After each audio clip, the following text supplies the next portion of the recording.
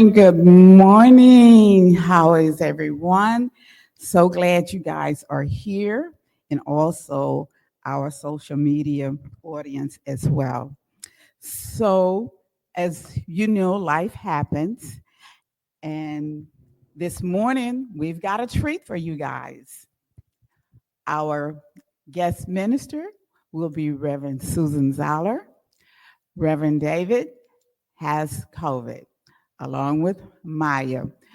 Today was supposed to be Judy. So Judy wasn't feeling well, so she decided to stay home. So I'm like the substitute. As you guys know, Judy was a teacher, and like any good teacher, she has great lesson plans, very detailed, very thorough. And so she sent it over to me. So this morning, that is what you'll be getting, the lesson plan from Judy.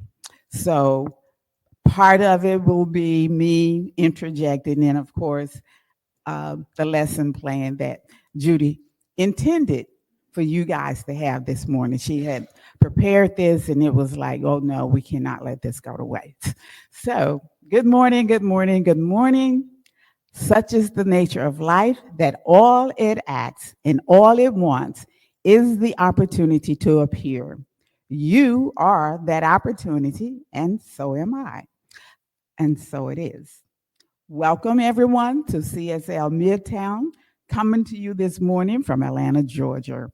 We are so glad that you have joined us today, and we welcome all people, no matter who you are, where you are in your life. We welcome all of those who are listening online and those that will be listening afterwards. We welcome those that are here in this room right now in, in our in-person service that we do once a month. Our center reflects the beautiful, diverse tapestry of life that is everywhere present. So we welcome you, whoever you are, whatever path brought you to be with us today. Welcome. We know that you are an individual expression of the divine life in which we all live and have our being. You are welcome to participate here today and become a part of our community. We hope that those of you who are watching on the broadcast on our social media platform, that you too will like and share our message with your friends and other communities.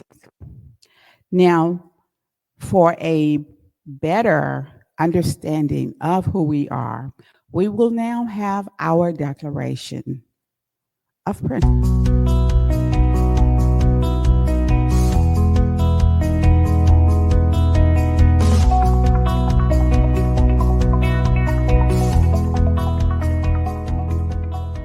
I believe in one God, one absolute power and first cause to all things.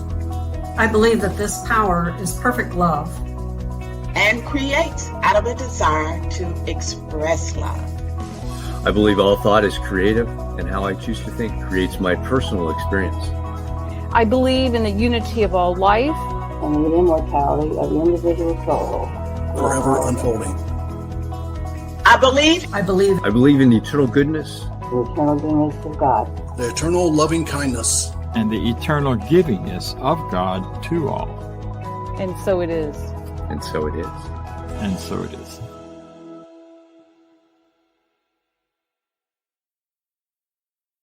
Continuing on with practitioner Judy Ailey message for us today. As we know, the theme for this year is Grand Rising. And today we begin the month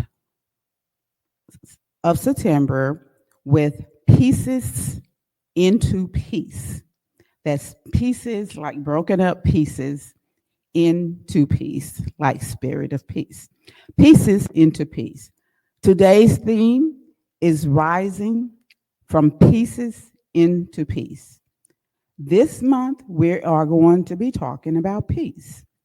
Here we believe that there is peace at the center of our soul. The question is, how do we tune into or tap into that peace? In the midst of chaos or rough times, how can we find or even be peaceful in those situations? We have all gone through rough patches in our lives, and it is those times that we feel separated from Source. Source being that of the universe, Source being that of spirit, Source being that of peace. But of course, the idea of separation in and of itself, it is an illusion. And oftentimes, when we find ourselves going through rough patches, that is when we create ourselves into a victim. Peace is always at the center of our soul. We just have to find our way back to peace in those challenging times. This month, we're going to be talking about cultivating our inner peace. I see this peace as cultivating our inner connection to the oneness of life, to peace in and of itself, that divine harmony that is everywhere present. Some of the great spiritual teachers of our world who are no longer on this planet, Mahatma Gandhi, Martin Luther King Jr., come to mind. These were both teachers of great wisdom and peace, and their presence itself continue today bringing peace into our world. We also say that we want to live in a peaceful world, but do we have peace in our hearts? Do we bring the presence of peace to the situations in our lives? Do we bring peace to what appear to be chaos or disharmony?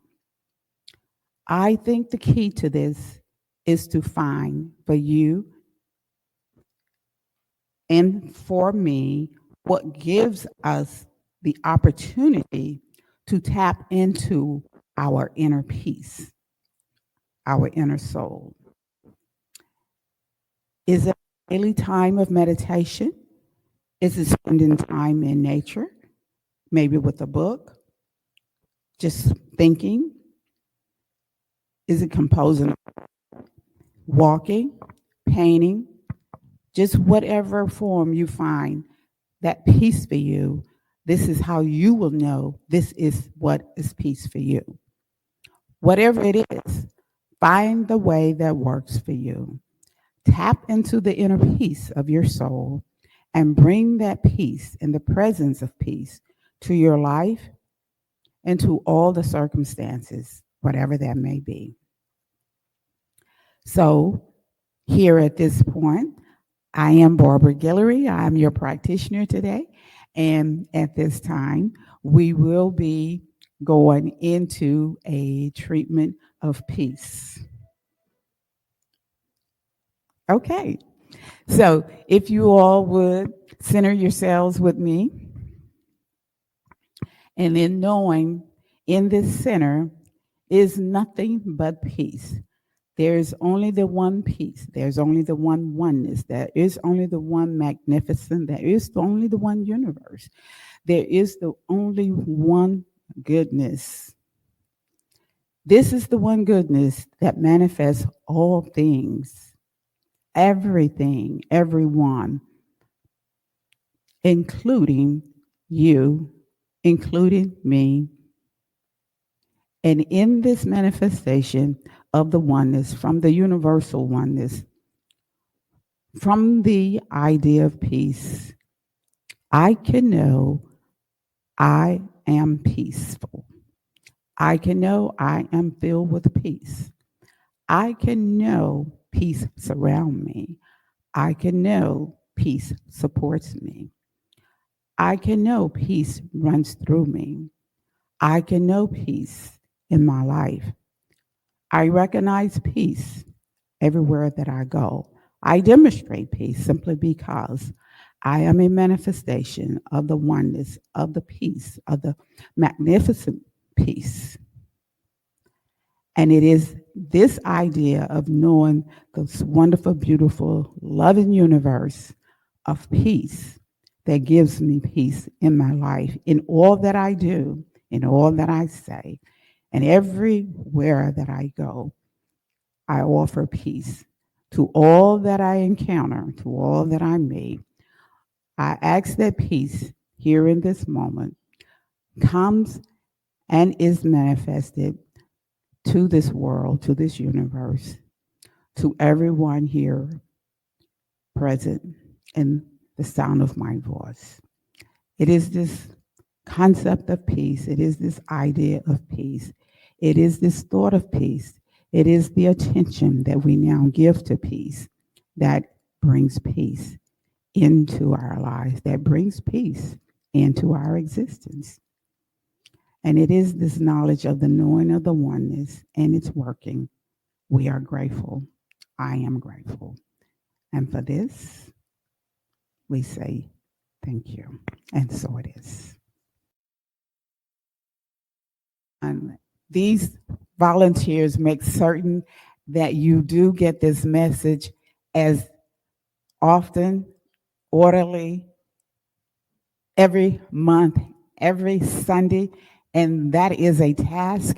And our volunteers here at the Center for Spiritual Living Midtown, they are committed to you to make certain that happens for you. Next month, October, we will have our in-person service, the second Sunday. We will have the second Sunday. So keep that in mind. I like to bring up our guest speaker for today, Susan Zoller, who needs no introduction. Susan is one of us, and we absolutely love Susan. Please welcome Susan. Thank you.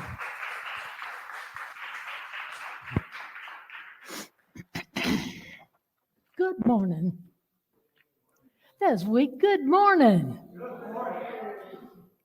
So what's up with all this celebrity TV? That's my question for you right now. What is it? It's amazing how some people want to be famous, to be universally known. And they go to great lengths to do it. And it's also amazing how many people want to watch them and help make them celebrities. You know, if you Google celebrity media, the first one that came up, the first, what would you call it? The link had 72 names on it. For example, People Magazine, Access Hollywood, BET Style, Dish Nation, I could go on. There's a whole lot of celebrity watching going on. And it seems as we as a society just can't get enough of it, can we? All this reality TV, somebody wanting to be seen, talked about.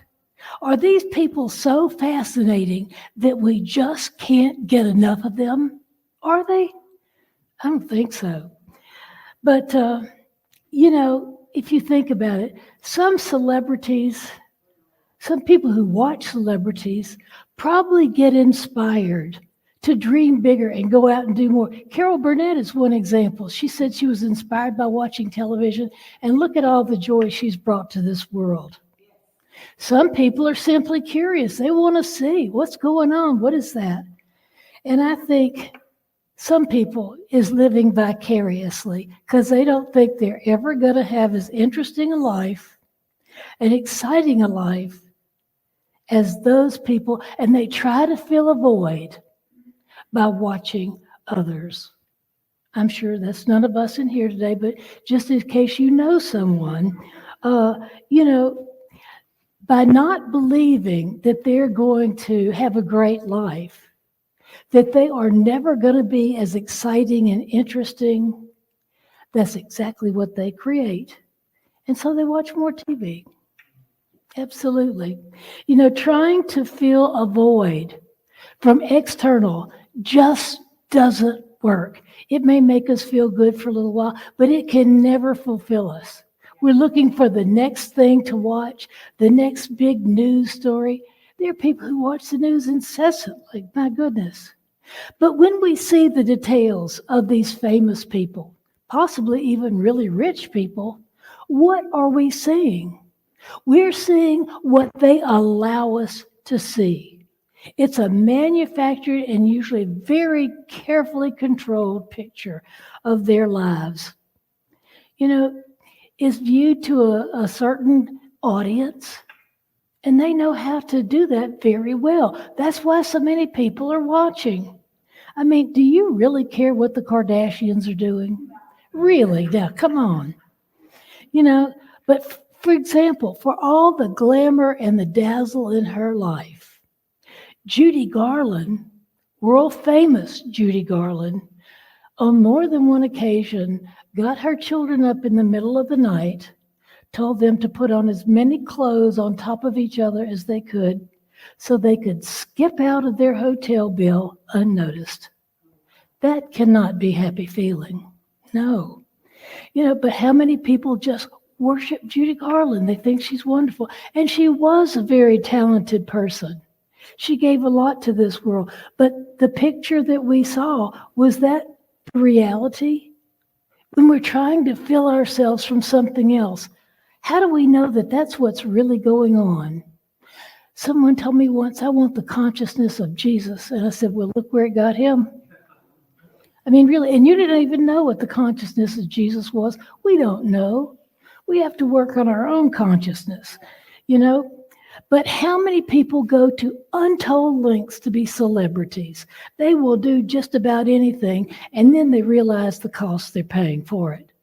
They lose their privacy. They have their most personal details leaked out whenever it's, you know, convenient. They may lose control over their bodies, being told what to eat, where, what size they must be, how they must look. You know, they may be required to do things they never wanted to do and show up and participate in things that they really don't care for. You know, then there's some of those people who are celebrities who probably just love everything about it, and they're just really thrilled to do it. It's not everyone who has that experience, certainly. You know, but for example, Princess Diana really loved Prince, now King Charles. She did. But she didn't love what came with being in the royal family, and she certainly didn't love his girlfriend Camilla. I don't think so.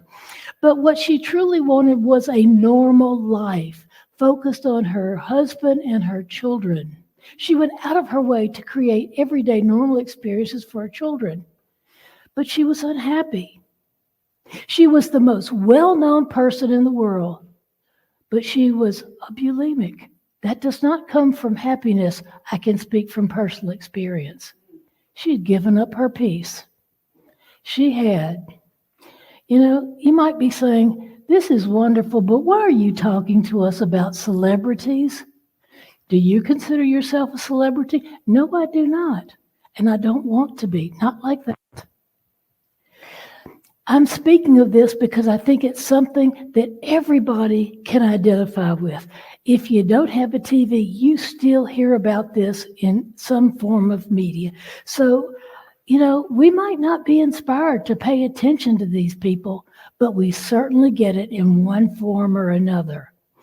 You know, most of us, consciously or unconscious, have some kind of void within us, don't we?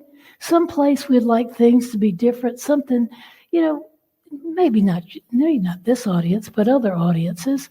And, you know, but really, we have something in us we always want to have more of or greater. And I believe that the way we were raised in a lot of ways taught us that, well, you just do this over here, ignore that. You know, how many people wanted to be artists? They were told, you can do that on your own time, honey, you go get a real job.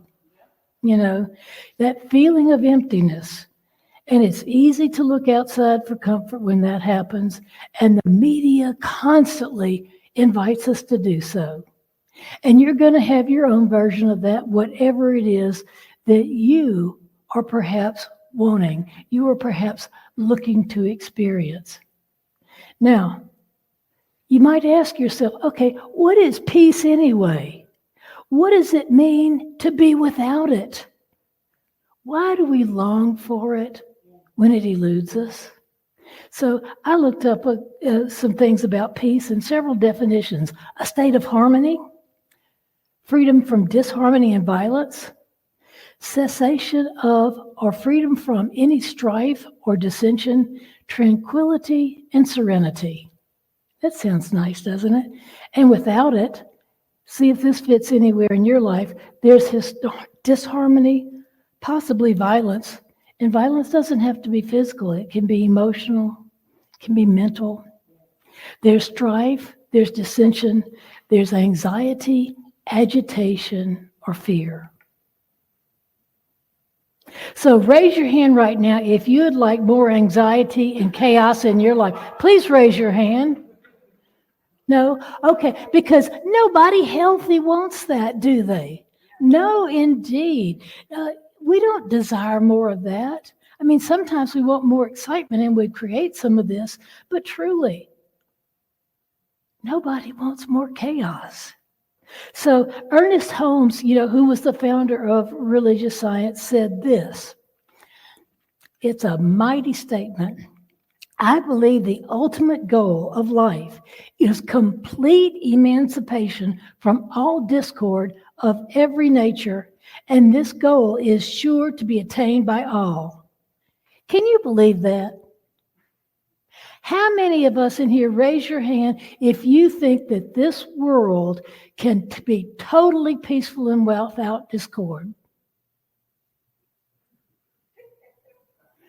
I don't know that I can really imagine that. It's sometimes the thought of that feels like there's an insurmountable wall. How in the world, with what's going on, are we going to create this ultimate peace? Is it even possible? And when I start thinking like that, I know it's time for a reboot of my thinking. Absolutely. It's time to stop looking without and go within. And you may be saying, go within, go within, go within. I hear about that all the time. I don't know what it is. Quit talking about it. But we'll get to that. But for me, it reminds me to go back to the basics of science of mind. It's called beginner's mind. When we go in that beginner's mind, we remember the basic truths. And for me, this involves, looking at the first 4 chapters of the book or finding some great quotes. There's reading, for example, Norman Vincent Peale, perhaps Wayne Dyer. You have your favorite authors, Brene Brown, whoever you go. Go back to the basics when you get there and remember what they teach us. Ernest Holmes wrote The Science of Mind in 1938, and here are some of his words. Peace comes from a conscious unity of the personal human with the inner principle of his or her life, that underlying current flowing from a divine center. In other words, if you really want peace, you got to connect with that spirit. And it says, intuitively you are one with good, for listen, it is the voice of God within you. And not everybody has to go, I know there's one God indwelling. It can be going in nature. It can be listening to music. There's all kinds of ways to connect with the infinite. It says, there are many ways as there are people on this earth. I think there are many ways to do so as there are grains of sand in this world. But you may be thinking, aren't these wonderful words, Susan? How in the world do I do this? This is so grand for you to stand up there and say, but, I don't know how to apply this. I'm going to give you some practical suggestions. 1, withdraw from confusion. When things get confused, as soon as you can, and we can't always just pop up and go, I've got to meditate. Stop this meeting. Just hold everything till Monday because I've got to meditate. Just go someplace quiet and go within. Just focus on your breath. 2, move away from conflict. It may appear unavoidable, but it is not inevitable. We don't have to believe that. As soon as you can, move away from conflict. 3, let go of people, places, and things that bring strife into your life, into my life. Now, letting go may not mean cutting off that situation or that person or that relationship totally. It may mean learning to adapt in some way that we can create peace between us. We can create an understanding. And then there are those times it's just best to get out of Dodge. I was going to say get the hell out of Dodge, but that's not exactly polite. But something within us will guide us, and listen, because it's God speaking to you. And we can learn how to know when it's God and when it's the ego talking to us. Absolutely. I thought some things were God speaking to me, and I realized that wasn't God at all. That was me. Have you ever had that? I'm sure no one but me. Number 4, stop expecting negative experiences. How many people are constantly anticipating something negative? You ever know anyone like that? Oh, we're going to have a picnic. I think it's going to rain. Really, it's going to rain. Well, it may rain all around us, but we'll have a under the pavilion picnic. Well, that won't work. Nobody will come. Just the negativity constantly. How many of us prepare for the worst? No? Good. Prepare for the best. Who taught you that growing up? Anybody? Anybody? Some people actually do that. Instead of saying, well, this could happen. How about what if something wonderful happened? Maybe if we expected it more, we'd see it more, you think? Just pay attention. Another one, number 5, affirm that peace is possible.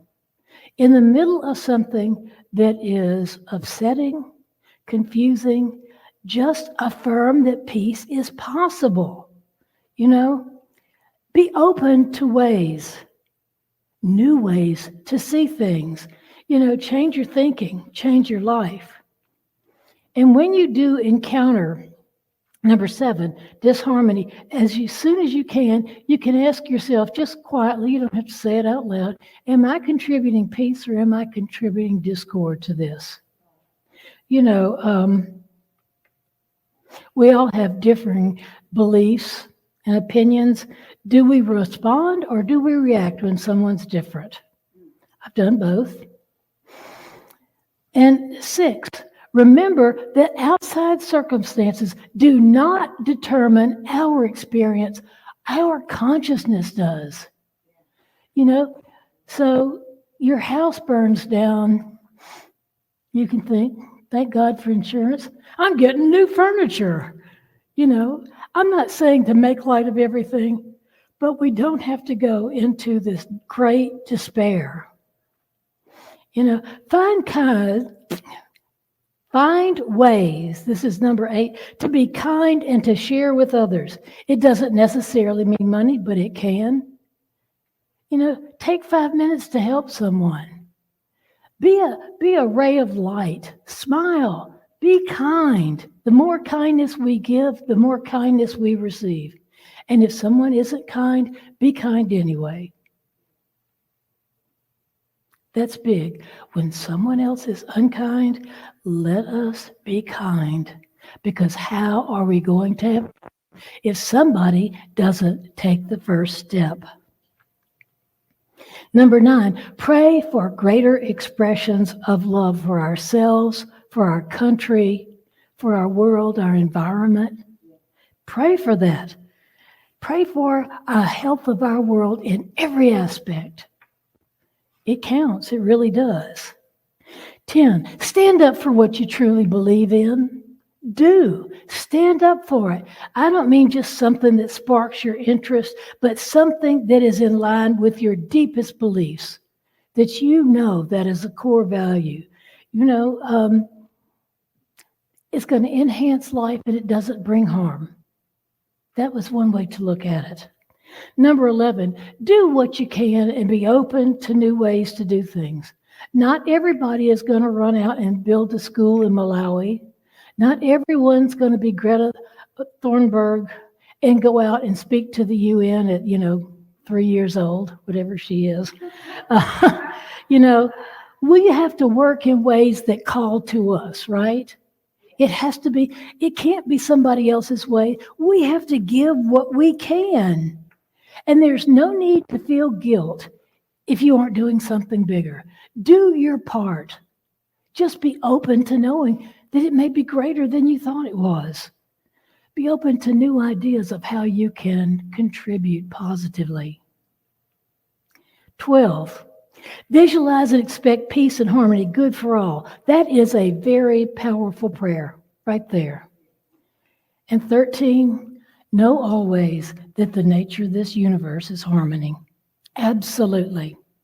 I think some of us have to grow into peacefulness. Those of us in here, I imagine our parents and the generation before us didn't talk about this. They didn't tell us to visualize peace. They had things in the world that they had to deal with. For example, my dad was in World War II.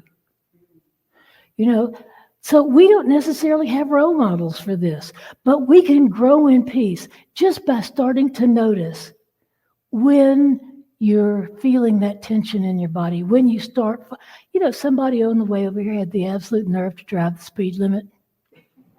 I couldn't believe it. They were making me late. I just felt it, and I thought, well, now, Missy, what are you doing here? You're criticizing somebody who's, actually following the law. Get over it. I find it helpful to read uplifting literature, to find something positive. And there are people who go to the trouble to post short little videos every day on YouTube about something that's uplifting. You can find them. It's really nice to see. But I find it's very helpful when things, when the fertilizer feels like it's hitting the ventilator, to ask myself 2 questions, WWOD and WWHD. Now, this is my way of just really fast recentering myself. I have 2 dogs named Oliver and Henry. They're wire fox terriers. They're just absolutely wonderful. Oliver is impulsive. He's self-centered. He's demanding. He is a lunch thief. He is a leather chair hog. If you get up, he gets in, and he's not real pleased about looking over and moving. He's somewhat opposition defiant. I was told maybe that's why I identified with him. But, these 2 special gifts in my life, Oliver is a beautiful boy, and I absolutely adore him, just not some of his choices. And we talk about that, Oliver. This is not a good choice. He looks at me and goes, eh. He does. Henry, on the other hand, is calm. He's protective. Anything that he thinks is going to harm me or my wife, he stands up for, especially to Oliver when Oliver gets loud.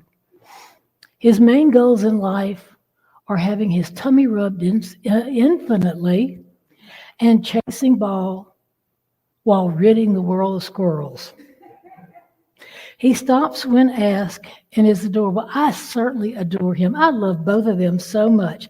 So I asked myself, what would Henry do? Just real quick. Would Henry get all upset? Sometimes it's called for us to have a strong response. Henry does that on time. He's just taken Oliver down, put him on the floor on his back. Oliver barked too loud. He thought he might do something wrong around us. We have to be protective sometimes. We have to do that. But I don't think that we have to do that all the time. We can come with a calm demeanor and bring peace into a situation. What would Oliver do?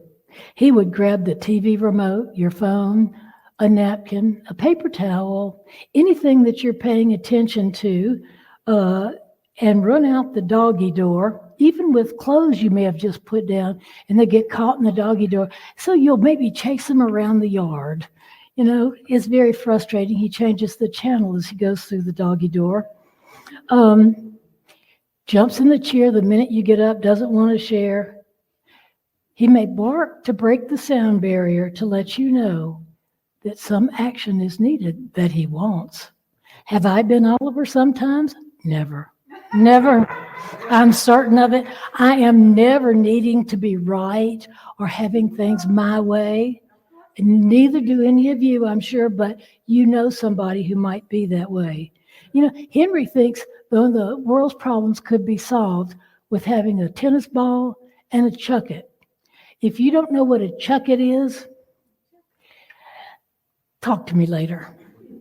Or he would go outside and stand at the window on his tiptoes with a ball in his mouth and just look at you like, I love you. I love you so much. Don't you love me? Don't you know the world would be better if you came out and threw this ball? It's gentle. He does not run around throwing the ball at us. That's his way. Sometimes he just jumps in my lap, puts his facing me, puts his paws right here, and waits for me to rub his tummy. He's very, very loving. So I asked myself, WWOD, what would Oliver do? Am I being Oliver? Or WWHD, what would Henry do? I'll just go jump in somebody's lap and ask them to rub my tummy. I think it would solve the world's problems. Maybe. We can have behaviors that are more gentle. We can diffuse a situation, but what happens when a situation is escalating and we come in strong? We escalate it, don't we? Never anyone in here, I know, but it does happen.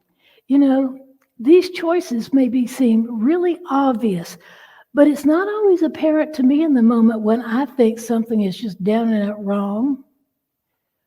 When I think such and such just has to be said.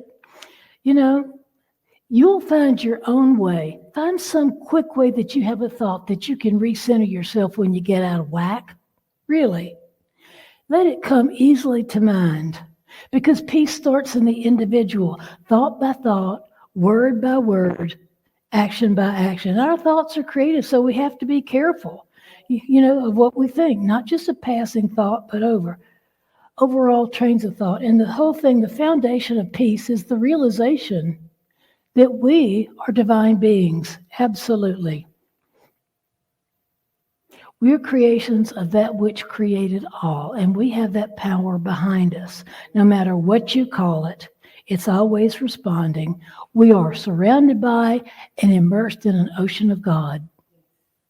This room is full of God. You might not see it, but you can see it. The electricity, the tablecloth, your shoes, whatever. That's all God too.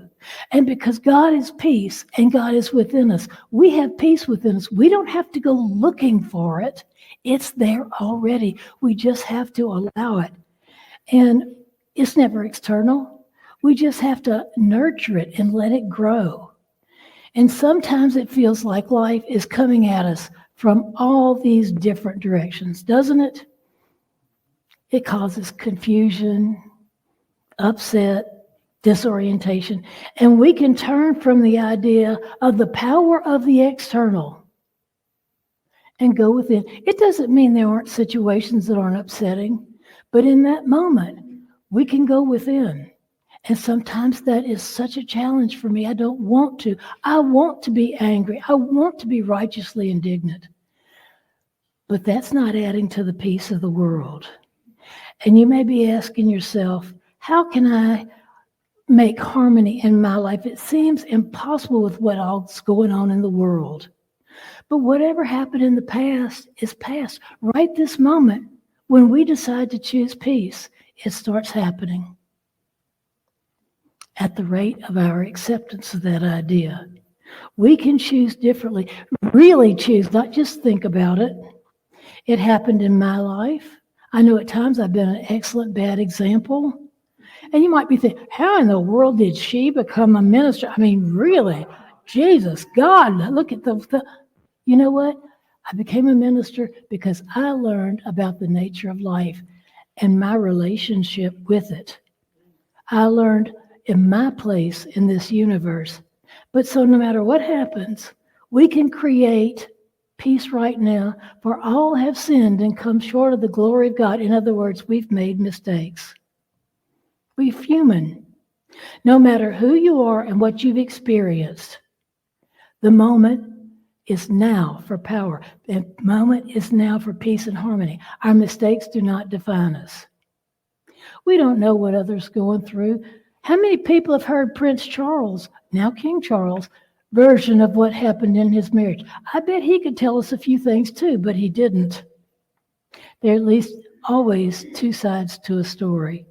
We don't have to know what happened. Love will find a way. Absolutely. Our faith in that love will bring us guidance. Judy Garland was an alcoholic. She was a drug addict, both by the time she was 30. She was greatly manipulated by MGM. She was admitted to a private sanitarium. She allegedly attempted suicide and went through shock treatments for therapy.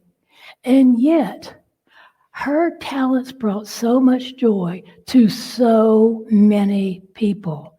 You don't have to be perfect to start shining your light.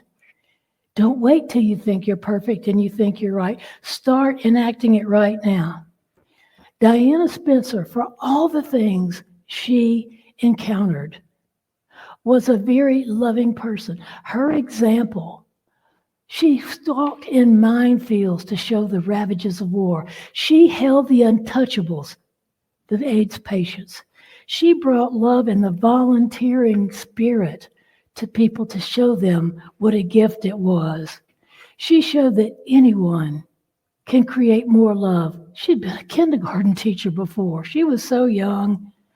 You know, I may not walk through minefields, but I'm standing here in front of you talking about how to create peace. Right now is where we have the power. Every being is an expression of the divine. Two women that I've met created a rescue for terriers.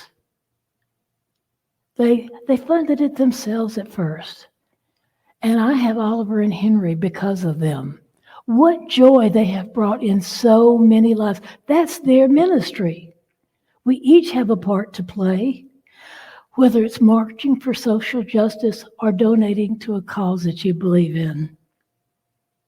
You know, we can take better care of each other. We can take better care of our earth.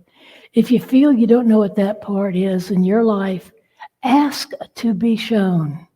Ask and affirm it as clear as writing on the wall, and you'll be shown. Affirm this with me in peace, would you, in closing? I am one with God's peace. I am one with God's peace. There is no confusion in me. There is no confusion in me. At the center of my being, there is peace. At the center of my being, there is peace. Keep those kind of thoughts, whatever your wording is, and things change. We know whatever is ours to do is just ours. This may not be to do with anyone else, but let's live it wisely and lovingly, and let's act like it matters, because you know what? It does. Thank you.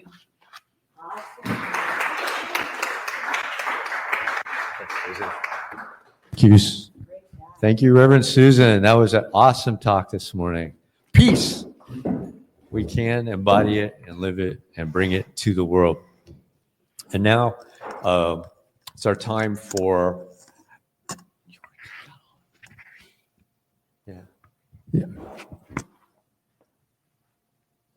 So we're going to do our affirmation of prosperity, and then afterward we're going to go back to the people on Zoom and ask some questions. So there, we're good with that. So if you would with me say our affirmation of prosperity. I live in a universe of abundance. As I freely and joyfully give, I join in the divine flow, and all that I share with life returns to me multiplied abundantly. And so it is. I've got a couple of announcements. Like Barbara said, in October, we're going to meet the second Sunday in person. So keep that on your calendar. And we are in the process of working on the process, this co-creation process. So we're reaching out to some ministers to lead that process. We'll let you know when that is, but it's going to be a process of the ministers, they're leading that with the whole congregation, and then it'll break down to a team that self-selected to bring that into vision for what we're looking for a new minister. So that's coming up. And yeah, next week we've got Reverend Ann Nelson online. So look forward to that. We'll see you online. And then right after we do our affirmation of life, I'm going to switch the camera around. We'll get everybody that's on Zoom on the other camera, and then we'll have a couple of minutes of discussion with that, and then we'll eat. I know everybody's looking at the food. So give us a minute for that. So let's say our affirmation of life.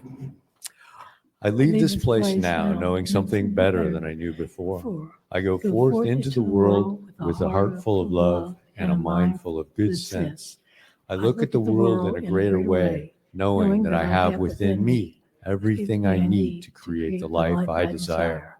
I give thanks for this understanding, and I am grateful for the spirit of life that lives through me. And so it is.